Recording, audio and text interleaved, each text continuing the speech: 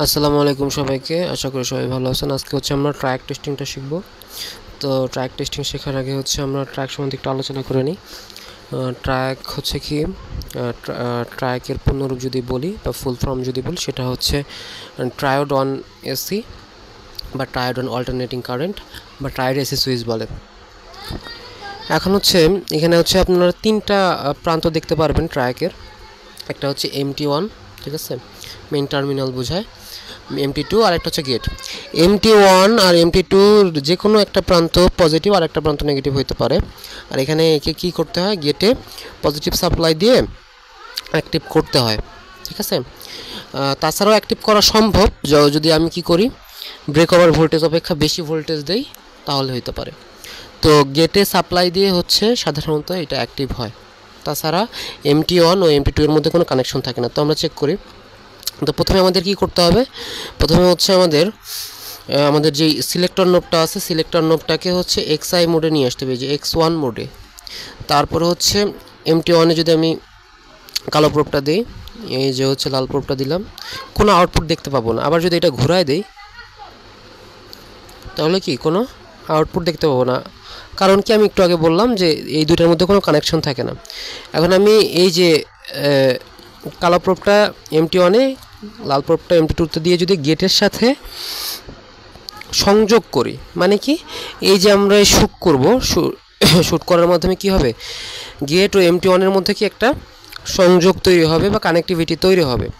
গেটে একটু ভোল্টেজ যাবে, তখন কি হবে, আমরা আউটপুট পাবো, ট্রায়াক অন হবে। এই যে আমরা কি আউটপুট দেখতে পাইলাম না? হ্যাঁ।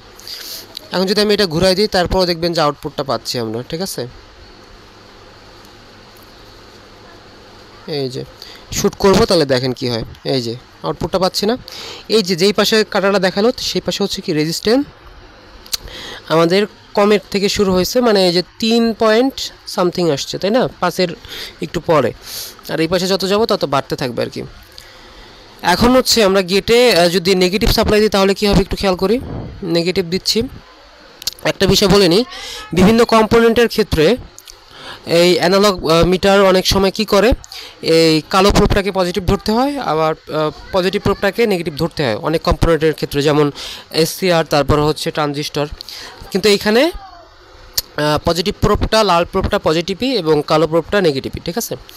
আচ্ছা, এখন দেখেন যে আমি যদি গেটে হচ্ছে নেগেটিভ দিই, মানে হচ্ছে নেগেটিভ দিলাম, নেগেটিভ সাপ্লাই, তাহলে কি আউটপুটের কোনো পরিবর্তন হচ্ছে? আউটপুট পাচ্ছি না।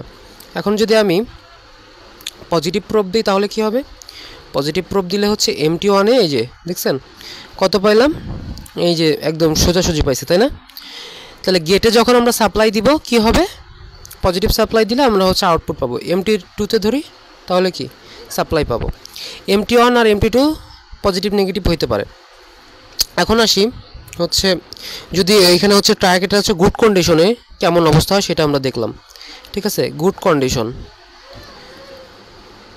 এখন যদি ট্র্যাকটা হচ্ছে বার্ন কন্ডিশন হয়, বার্ন মানে হচ্ছে পুড়ে গেছে, কোনো আউটপুটই পাবো না, ঠিক আছে, যাই করি কোনো আউটপুট পাবো না।